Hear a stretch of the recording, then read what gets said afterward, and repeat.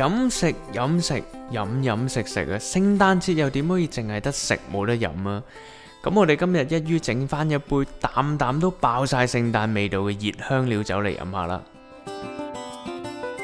呢杯 Mulled Wine 真係好容易做，我哋首先刨咗橙同埋檸檬嘅皮，然後放埋所有嘅香料落去。首先我哋將雲呢拿解開一半，刮晒裏面嘅籽出嚟，放埋月桂葉、肉桂、八角、丁香、黑胡椒，再刨多少少嘅豆蔻，放埋幾塊嘅薑片落去。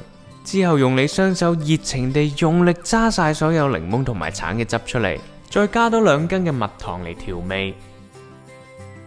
之後我哋開火，先將蜜糖煮溶，順便將香料同埋果皮嘅味道逼晒出嚟先，然後加入1半份量嘅紅酒。咁我喺呢段片用咗雙倍嘅份量，所以望落去會比較多啲。咁當滾起之後就可以轉細火煮多20分鐘。煮咗20分鐘之後，你行入個廚房都覺得好開心，因為陣味真係好香好香好香。咁然後我哋加埋你剩低所有嘅紅酒落去，再煮多5分鐘，咁就完成噶啦。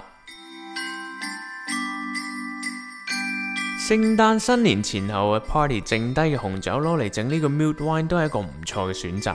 雖然香港今年冬天唔算凍，但係夜晚飲一杯香噴噴暖粒粒嘅酒都真係幾寫意幾滿足噶。喺呢度再同大家講多聲 Merry Christmas and Happy New Year。